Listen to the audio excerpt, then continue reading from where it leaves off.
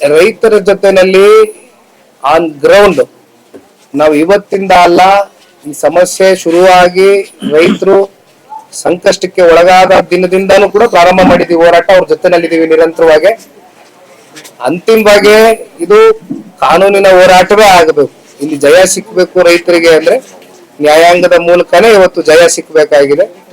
ಜೊತೆಯಲ್ಲಿ ಮತ್ತಷ್ಟು ರೈತರು ಏನಿವತ್ತು 70% 80% ಜನ ರೈತರು ಒಪ್ಕೊಬಿಟ್ಟಿದ್ದಾರೆ ಅಂತಕ್ಕಂಥದ್ನ ಇಲ್ಲಿರ್ತಕ್ಕಂಥ ಜಿಲ್ಲಾಡಳಿತ ಜಿಲ್ಲಾಧಿಕಾರಿಗಳು ಪಾಪ ಮಾತಾಡ್ತಾರಲ್ಲ ಹಿಂದೆಗಡೆ, ಅವ್ರಿಗೆ ಇವತ್ತು ತಿಳಿಬೇಕು ಅಂತಕ್ಕಂಥದ್ದಾದ್ರೆ ಮಂಜಣ್ಣ ಅವರು ನಾವು ಎಲ್ಲ ಕೂತು ಮಾತಾಡಿದೀವಿ. ಸನ್ಮಾನ್ಯ ಕುಮಾರಣ್ಣ ಅವರ ಸಾಮತ ಇದೆ, ದೇವೇಗೌಡರ ಸಾಹೇಬ್ರ ಮಾರ್ಗದರ್ಶನ ಇದೆ. 21ನೇ ತಾರೀಕು ಅಂದ್ರೆ ಮುಂದಿನ ಭಾನುವಾರ, ಈ ಭಾನುವಾರ ಅಲ್ಲ ಮುಂದಿನ ಭಾನುವಾರ ಒಂದು ಪಾದಯಾತ್ರೆಯನ್ನ 26 ಗ್ರಾಮದ ವ್ಯಾಪ್ತಿಯಲ್ಲೂ ಕೂಡ ಮಾಡಬೇಕು ಅಂತಕ್ಕಂಥ ಒಂದು ಸ್ಪಷ್ಟ ನಿರ್ಧಾರವನ್ನ ಮಾಡಿದ್ದೇವೆ.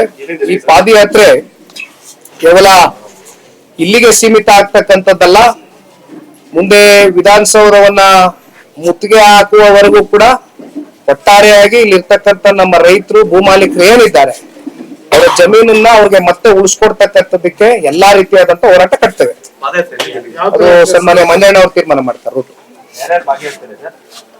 ಇಲ್ಲಿರ್ತಕ್ಕಂಥ ಎಲ್ಲ ರೈತಾಪಿ ವರ್ಗ ಮಾಧ್ಯಮದ ಮೂಲಕ ಎಲ್ಲ ರೈತರಿಗೂ ಕೈ ಜೋಡಿಸಿ ಮನವಿಯನ್ನ ಸಲ್ಲಿಸ್ತೇನೆ. ನಿಮ್ಮ ಪರವಾದಂತ ಹೋರಾಟಕ್ಕೆ ದಯಮಾಡಿ ತಾವೆಲ್ಲರೂ ಹೆಚ್ಚಿನ ಸಂಖ್ಯೆಯಲ್ಲಿ ಬಂದು ಪಾಲ್ಗೊಳ್ಬೇಕು ಅಂತಕ್ಕಂಥದ್ದನ್ನ ಕೇಳಲಿಕ್ಕೆ ಬಯಸ್ತೇನೆ.